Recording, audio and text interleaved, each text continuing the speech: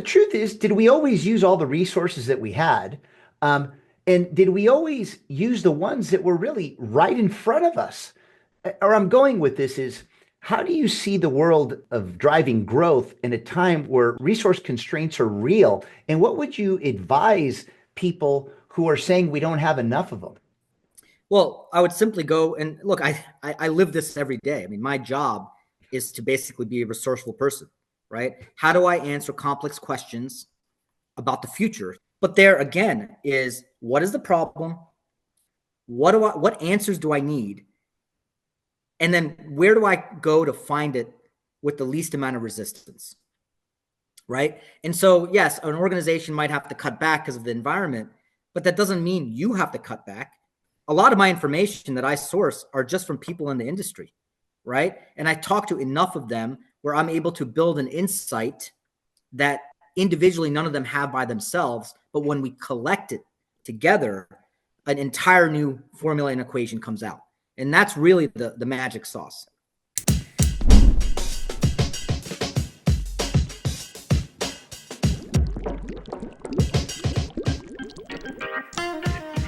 You are listening to Personalization Outbreak, a podcast about the collapse of traditional corporate standards in today's more personalized world. I'm Glenn Llopis. I'm a leadership strategist, author, contributor to Forbes, and founder of the Leadership in the Age of Personalization movement. On this show, I'm interviewing executives across multiple sectors to find out how the balance between standardization and personalization can exist. Hello, everyone. Welcome back to Personalization Outbreak Podcast. Now, this is a special series focused on my new book called Make Reinvention Your Superpower: How to Help People Escape the Career Quicksand and Revive Their Future. But you can imagine that with the special series, you should expect special guest. And today, we will not disappoint.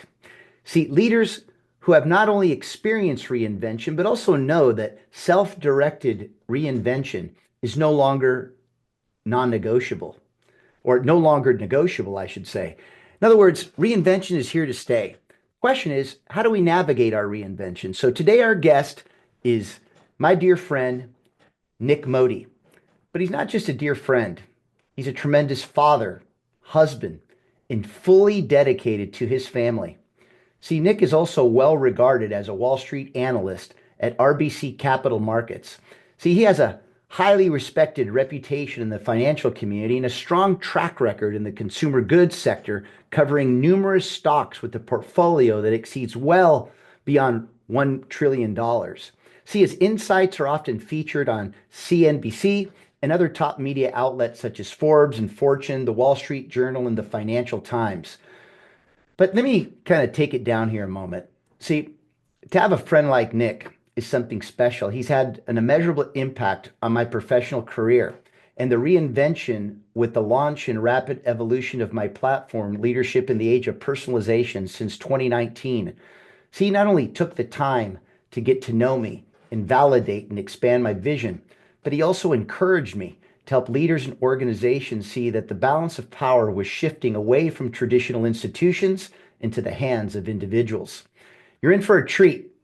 So before we get started, please click the like button below, share it with your colleagues, and subscribe to our YouTube channel and social media at Glenn Llopis. Enough of me, enough of that. Nik, thanks for being here and welcome to the show. It's my honor. Thank you for having me, Glenn. Always good to be with you. Thank you so much, Nik. Well, look, I think we've had enough of these conversations during the past several years. And I mean, if it's anybody that knew that reinvention was going to become non-negotiable, it was you. I mean, I'll never forget the classic line that you told me at the 2019 summit. Glenn, there are very few people who are prepared for what's about to happen. And that was before COVID.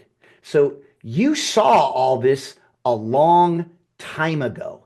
And so with that in mind, I mean, you've not only seen so much change that's happening, but Nik, maybe give us a little insight. What gives you that ability to project and see the future when maybe others can't see it? What is it that makes it difficult for others not able to see what you see so clearly? Well, talk about reinvention. I mean, it wasn't always like that, Glenn. I had to change the way I thought, and I did my job. I mean, in the end, my job is to predict the future, right? I'm a stock analyst. I'm supposed to tell investors where things are going before they go, so they can make money. And when we kind of become subject matter specialists, we tend to just focus on that subject. And as I kind of learned from others and really kind of engaged the community, talk to different parts of the consumer goods supply chain, what I realized is that the best way to predict the future is to take an outside-in approach, right? To understand what's happening around the subject, if you will. And that just gives you a much better, what I call lateral perspective, right? And once you have that lateral perspective, any headline that I see in any news story on any media outlet or trade publication, I can make sense of it within the context of the subject that I'm thinking about, right? And that just allows you to connect the dots a little bit better, right? And so, I was going to say, Nick, do you have an example of that? Like, give me an example of something maybe recent that you saw as a headline and how you interpreted it. Yeah, I mean, simple things, and it's not so simple, but even just when you think about the Middle East conflict, right? Yeah. And one would think about that from a, political, perhaps the impact it's having on the election. But I see it as the impact it's having on the oil markets, which are key inputs for a lot of the companies that I cover, right? And so, paying attention to what's going on there. Even when it came to COVID, we had published a report in 2018, actually, talking about how climate change is affecting a lot of different things. And as water levels rise, bacteria that had been maybe frozen for centuries are getting reintroduced back into our environment, and that could cause a problem. Right now, we didn't call COVID specifically, but the tools were there to understand that we were going to have an issue, right? And so it's just really taking a very holistic approach. And what was fascinating is the first thing that really got me onto this was looking at the beer stocks and having the realization that when it rained, people didn't go out as much. Simple, right? Yeah. But no one ever correlated that to beer consumption. And to this day, it's still a common thing that people talk about, saying, oh, the weather was unfavorable, a lot of precipitation, and especially over a key holiday. And so we missed our numbers. And so it's things like that. And I've really been able to evolve that toolkit. We have an initiative at RBC called the Imagine Initiative that I help spearhead, which is really looking at what the world could look like in 5 years. And then what kind of capabilities and core competencies companies would need to really thrive and survive in the future. And so that's a project that's very near and dear to my heart, and really keeps me kind of level set in terms of where things are headed. Well, from a reinvention standpoint, what does that report tell us we need to start thinking about reinventing? Well, I mean, how much time do you have, Glenn? I would say the one thing that is very clear to me as someone that follows consumer products companies is how the marketing models in today's world need to change and evolve drastically, right? Because they're still centered around institutions having the influence, right? Where corporation A tells you, hey, our product is better than that product, or you should have our product or our brand. When in fact, it's now the people that are driving brands. It's your social network that's telling you what you should be consuming. And so it's a very distinct change. And I don't really see the marketing model having adjusted as quick as I think it needs to. Well, if I can layer that onto why consumer or employees are now consumers. I mean, this is something that is becoming more and more obvious, right? It's no longer about the institution defining the individual. It's now the other way around. Nick, why can't people see that it's so obvious? Why do the institutions still think that they control the individual? Well, I think there's two things, right? It's what we talked about earlier, being that subject matter expert and you're kind of in it. It's what I call the frog in boiling water, right? You got to get taken out of the pot before you actually feel what's happening. And very few managers have the ability to do that because they're so focused on their organization. And I get it. I mean, it makes sense, right? I mean, it happens to so many different organizations. But what I think getting external perspectives is really how you kind of take the frog out of the boiling water, right?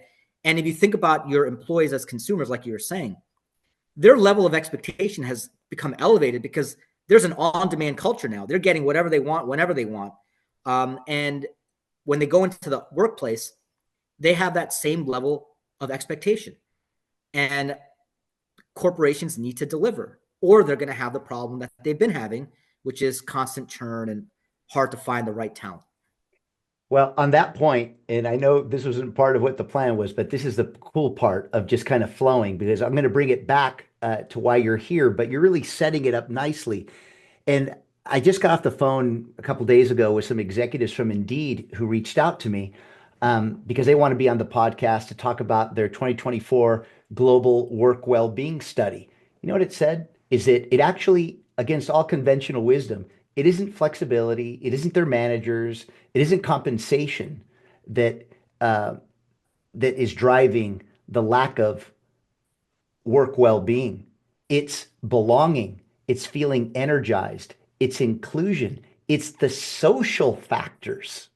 So I share this because you and I have been talking about this for years. Talk about the frog in the boiling water.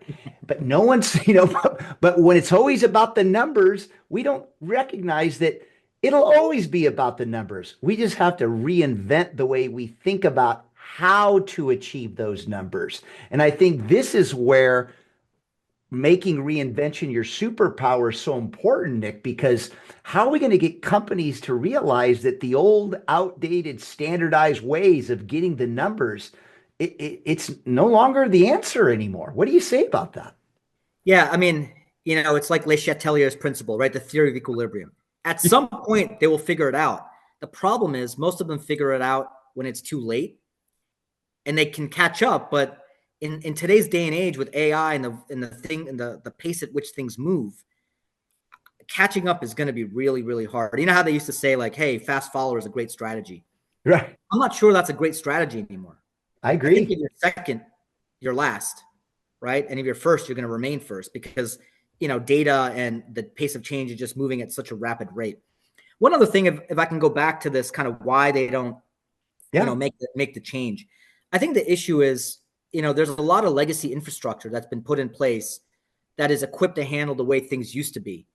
And so migrating to where things are going is really, really difficult when you have a legacy infrastructure that's very costly that's already in place, right? Mm. And this is why, startup companies that have all their IT infrastructure up in the cloud are so agile and nimble, is because they don't have those legacy infrastructures and they can pivot much more quickly. So I think that's a big kind of economic reality of why, sometimes maybe these executives know that they need to make adjustments, but it just might not make sense in that moment. And then they kick the can down the line to the next CEO or the next executive, and we never get anywhere, right? We're just a hamster on a wheel. Well, and that's why we're in a massive state of catching up and creating this illusion of progress at the expense of real evolution. So let's get now into, it's funny, you're already ahead of me, Nik, like you always are. But I want to share with you some statements, right, as we start warming up for this conversation around reinvention. And just give me your take on it. You don't have to say agree, disagree. Just give me your thoughts on it, and you could take it wherever you want. You already took one, right? That legacy business and leadership models were designed to be resilient and agile. Anything else you want to add to that? Because you clearly made it clear that it's not designed for that. No, it's not. And I would just say, for me specifically, just seeing the way consumer products companies behave. I mean, the infrastructures, the management philosophies, they're designed for very low levels of change, right? And clearly we are not in those moments right now. And I see a lot of air pockets in which are becoming challenges. So yeah, I mean, that, absolutely, that is something I see every day. Next one, bet on your credentials. They'll take you to where you want to go in your career.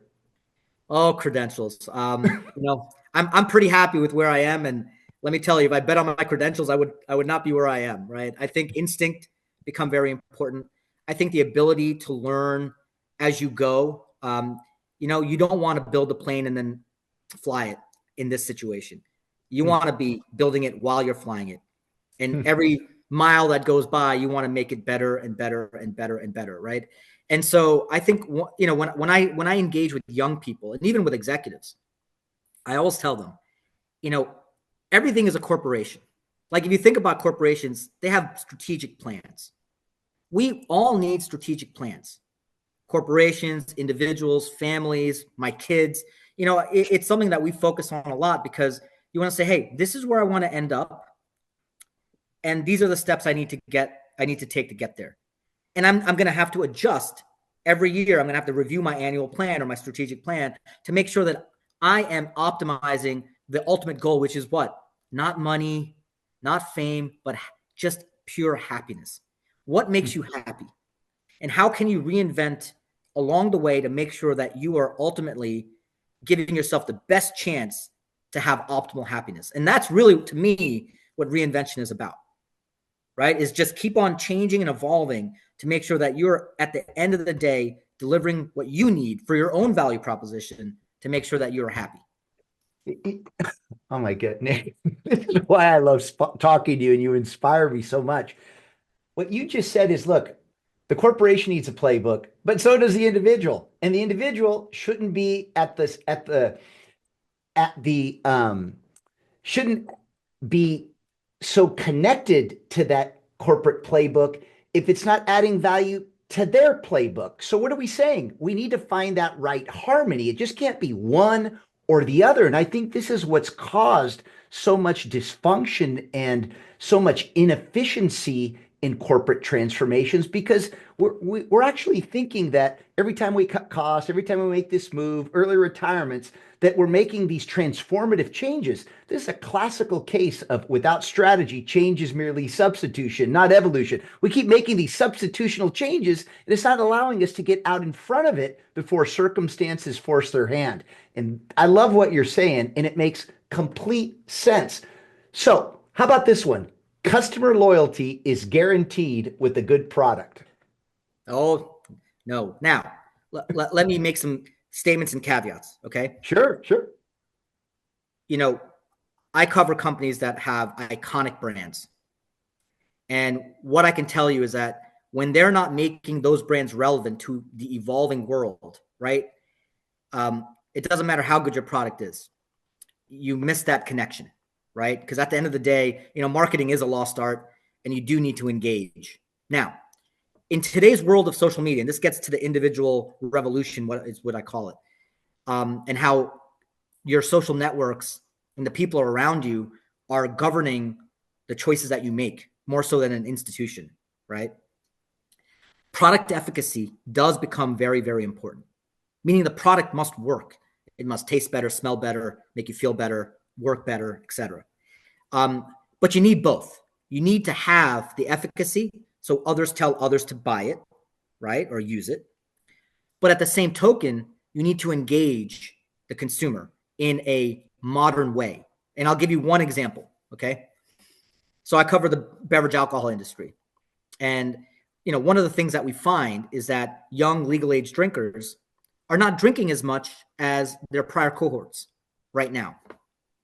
And one of the reasons why we've ascertained and determined that is because they're gaming and they're socializing in different ways. So when I was younger, I would go to work, I would meet up with my buddies at a bar, we'd buy some drinks, we'd go home and start it over the next day, right? Go to work, meet up with each other. Today, that same 21 to 24-year-old is working from home, maybe, goes to the gym, comes back home, takes a shower, gets ready, hops on Call of Duty with their friends. And instead of paying 30, 40 bucks on cocktails, they're buying products or equipment or new skins in the video game. Or they're doing a 3-bet parlay on a basketball game. They're still socializing, Glenn. They're still doing the same occasion, but it's just morphed. And the advertising has been negligent from the beverage alcohol industry on making their products relevant in the proper setting. Does that make sense? So if you're a legal age drinker, you are not being imaged on engaging in this category at all in a gaming setting. So this kind of takes me back to what you shared with me before. If I give the quick story, and then I'd love for you to give the punchline, Nik. You said, Glenn, I was at a conference, and a beer industry conference, and I told everybody, ladies and gentlemen, You are no longer in the beer industry. You're in the mood management business. Take us, Correct. take us from there. What happened? Yeah. So look, each of us on average has about 8 drinks a day: water, juice, milk, Powerade, Gatorade, whatever, right? Energy drinks, coffee, beer. And those 8 drinks overlap more than you might think. So I'll give you a great example. When I was, when my kids were younger, I would have milk and Oreos with them before they would go to bed, right? That was my bonding time with my boys. The Love next it. night, I would have wine and chocolate with my wife, bonding time, just relaxing and spending some time together. So now all of a sudden, milk and wine are now competitors, right? And so if you think about it within a consumer lens, not a category lens, right? The standardized category lens, but a real like how we as consumers engage and behave, then you start saying, wait a second, I can't just focus on my market share of this subcategory because it's now engaging with all these other categories, similar to what's happening with beverage alcohol and online gaming and online gambling. I don't think a lot of the beverage alcohol industry folks are thinking about that as competitors, but they are, right? And so this is where the standardized way of thinking about things can become a real problem, right? And so, yeah, I mean, and when I said that, I remember seeing the room and like, oh yeah, that's a good point, right? And so it does start framing and changing the way you look at things. Just like have to start framing and seeing your employees as consumers that want more options, just like a consumer that's going to buy a beverage. In other words, it goes back to again this individual revolution, balance of power shift, standardization, personalization, and finding the right harmony between the two, which then brings us to why make reinvention your superpower so important? I mean, I want to break this down. Why is it a superpower? This begins with self, Nik. I mean, there is no playbook for people to reinvent themselves if people don't know who you are. And I share this because fortunately, I've had a chance to reinvent myself quite a few times. And we all have done that in our own ways many, many times. But we don't see it as a reinvention because oftentimes these things are forced on us.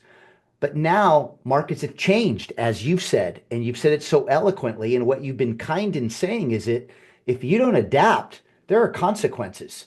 And we can't keep catching up because there are significant consequences. Same with reinvention as an individual. I mean, we can't continue to think that our future is going to thrive following old ideas when we need to start embracing new ones. So let's talk now, Nik, because this is what you came for. And thanks for the setup, my man. Thank you so much.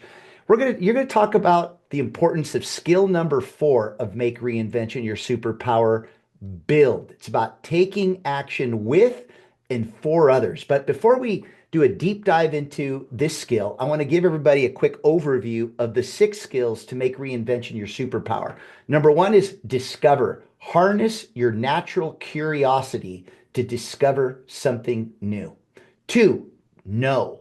Ground yourself in an open, always learning mindset.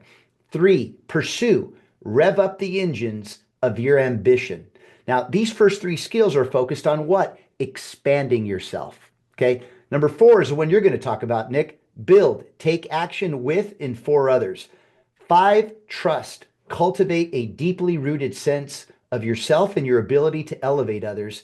And finally, number 6, use your newfound influence to strengthen your purpose to make the world a better place. And then these last 3 skills, which you're going to kick us off with, build in a moment, are focused on integrating people and relationships to accelerate and multiply your impact. So, quick, brief overview of the skill of build. We need to develop the skill of building something new, and this involves harnessing all the resources around us, Nik, to bring an idea to life and keep that idea moving forward. So, Nik, much like we did before, where I shared those statements with you and you gave me your perspective, I'd love for you to do the same with these 5 ingredients to develop the skill of build. Okay? So, I'll give you a little context too.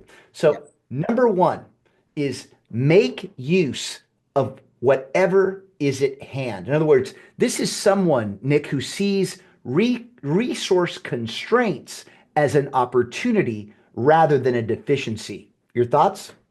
Yeah, the one thing that always comes to my mind when you talk about this is MacGyver. I was and many of your viewers may not even remember because the show is pretty old, but MacGyver was basically a guy that would go on these missions and he was basically a chemist and would be able to effectively get out of any situation with like a battery, a toothpick, and some sand, I always love that because I'm like, if there's one skill that I really have my boys really focus on, and when I give talks to college students looking for jobs, is resourcefulness is the key. Because in today's day and age, right, we might look at our frame and say, wait, I have limited constraints, but you don't.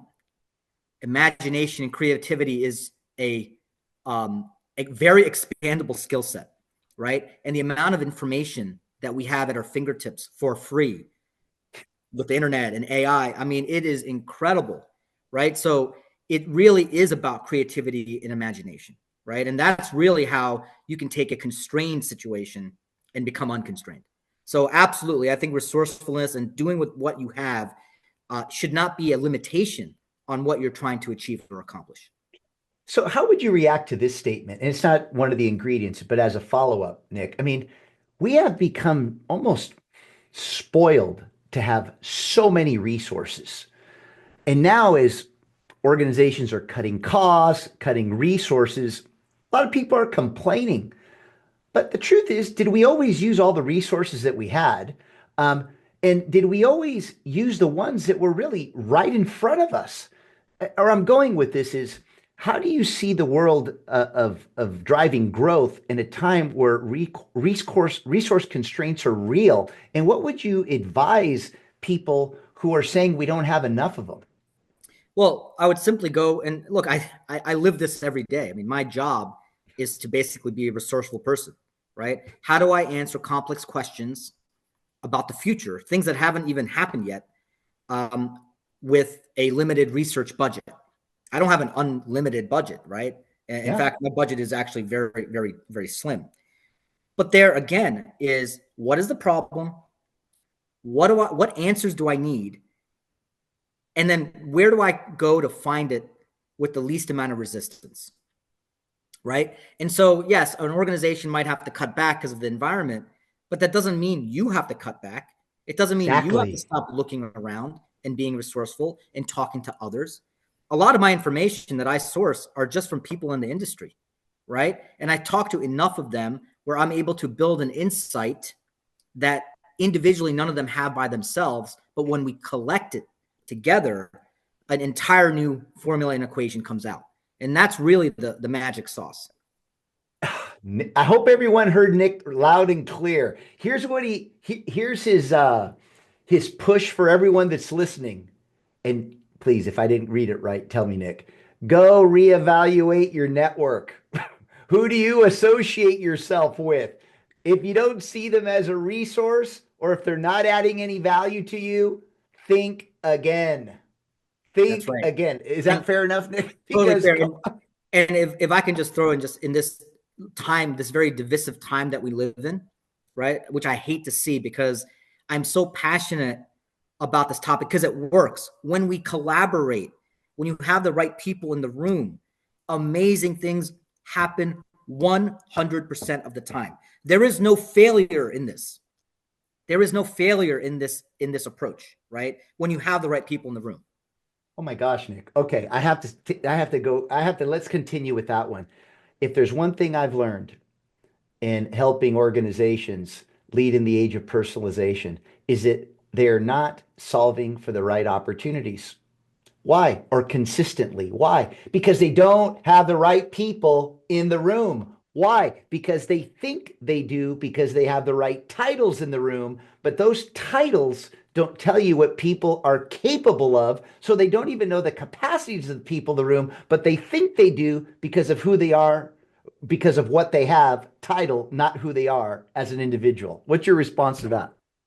I absolutely agree. In fact, one of the talk tracks that I've been giving more recently to corporate boards and executive teams in the industry, in the consumer packaged goods industry, is we need to rethink how we manage, right? Because it's become these companies are supposed to be very consumer centric, Yeah. right? They focus on the consumer, but they're very stakeholder centric. They're worried about ESG and their shareholders and, all this stuff. So the reality is, who's closest to the consumer? It's the actual people on the periphery of the organization.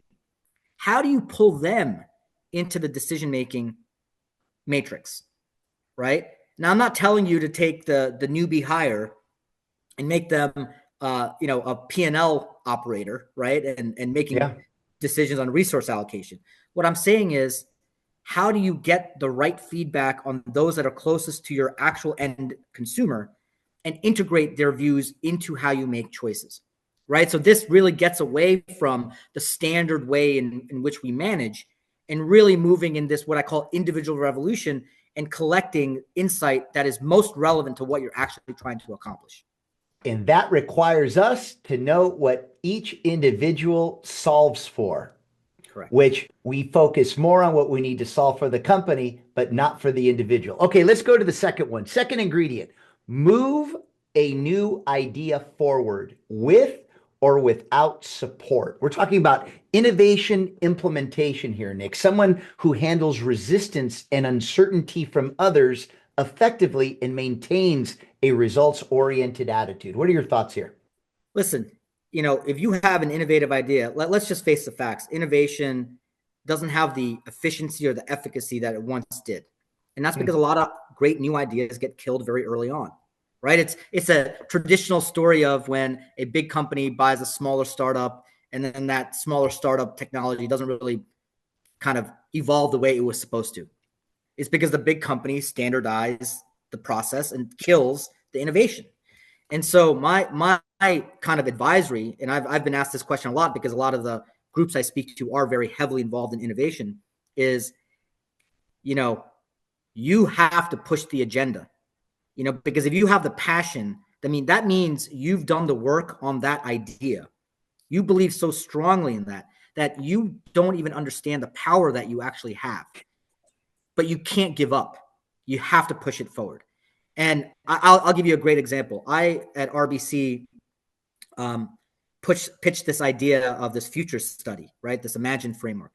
And I got turned down for my first 6 years at the company. Every year I'd go back and I'd make what I thought was a sharper and sharper pitch, until finally they came on board and we did it. And they realized the power of it. It became a board level topic. It became a strategy at the company. It became part of our DNA. Now, if I just gave up, we would never have done that, right? And so I think that at least is my very personal example on this. And look, new business ideas are happening every day. New technologies. Things are evolving so quickly that we can change the world, but we can't give up when we don't get the support that we think we require. It is upon us. Don't be a victim of circumstance, as I say. Be the influence of change.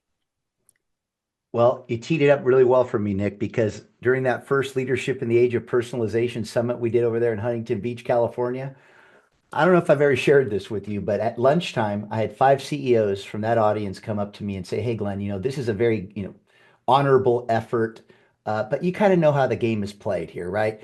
Our job is to assimilate ourselves to the people who had the job before us. And then what happens? Now the next generation or the next person in line has to assimilate to us. We get to the top, we make money. Goes, Glenn, that's the way this thing works. But hey, we're going to stay here. We're going to support you. So anyway, what happens at the very end? I don't know if you remember the 8th grader who came up and talked about how we can't be assimilated to believe that we can't do something when we're young if they expect us to do great things when we're older. Those same 5 CEOs came up to me at the very end and they said, now I understand, Glenn.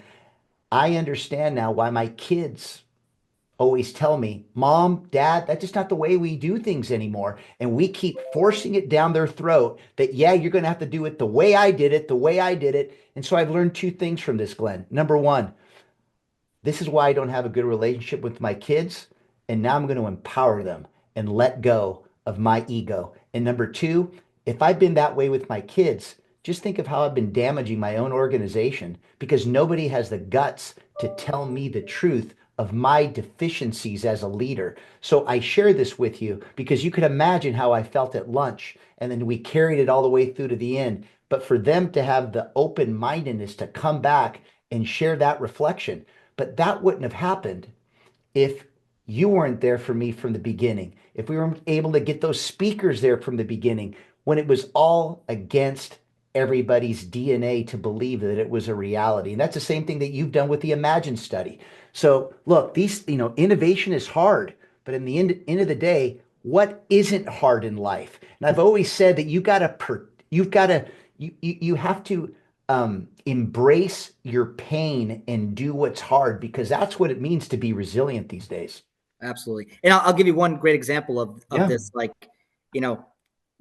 giving up the old way of doing things. I ask every CEO that I meet, hey, what's your TikTok account handle? And they don't have one right now. I'm not telling them they need to start posting stuff and doing dances, but don't you want to have one so you can see what is going on with the next generation of consumers, where all the trends are being formed, right? We're not living in a physical world only anymore. We're in a hybrid world where it's a digital and physical environment that are colliding and converging. So just, to give a kind of a more specific situation, but that is something that I deal with all the time. Well, let me throw this out one at you, Nik, is that maybe the next time, just to have some fun, that you're talking to a board, why don't you set up an opportunity to have 3 of their emerging leaders come join you at that board meeting. And as you speak, they're going to give you a variety of examples to prove what you're talking about, to prove what?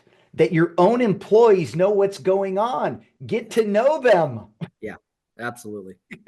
Okay, let's go to number 3. Seek to understand others at their core through comprehensive listening. Now, this is someone who works to create shared meaning and encourages information sharing. Yeah, well, listen, that's what we talked about earlier, right? This whole, divisive world we live in, and how powerful it is when you bring people together and listen and act, right? And again, I always say, any problem that you have in your organization, the answer is sitting somewhere in the 4 walls of your company. You just got to put the right people together to get there. And sometimes it's not your direct reports. Sometimes it's their direct reports, direct report. Right. And so I'm just a big believer in, these companies, sometimes they have these internal innovation contests. Like, hey, bring up your idea. I love that. I do too. I think it's such a great way of engaging your younger generation of your employee base, but at the same time, maybe sourcing some really, really good ideas. Well, I think this perfectly takes us, I should say, to ingredient number 4. You can't do what you just suggested unless you consistently update and elevate what you know about your people. Why is that so important to have that human commitment, Nik? Well, if you want to put the right people in the room together, you have to know the people, right? Because everyone brings their own perspective. And so you need to know which perspective. So I'll give you a great example. I spent a good 3 months identifying the external executives, or experts, I should say, that we were going to use in our Imagine framework, because part of the framework is you get a lot of external perspective from subject matter experts that are so deep in their area that they're able to think laterally across different industries, right?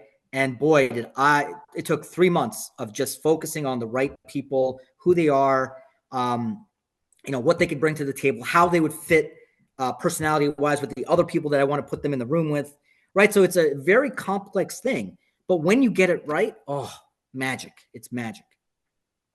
Which takes us to the final ingredient. Initiate. Again, this goes back to build. How do we build? You have to initiate motion and continuously advance. You got to create that environment of persistent momentum. This is someone who understands that each step, Nik, each step in the process is critical despite how small or large.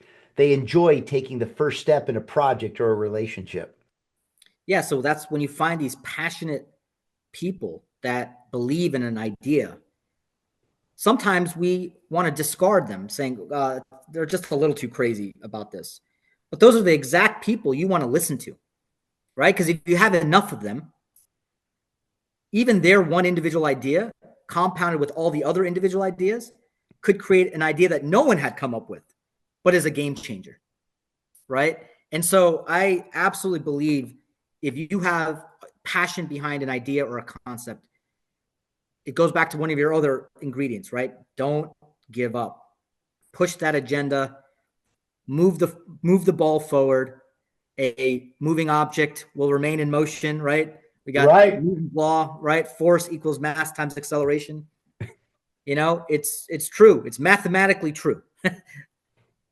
Well, look, Nik, thank you for the extra time. You've given me more than what I asked you for today, but what an enriching and inspiring discussion. But what was the message that you delivered today?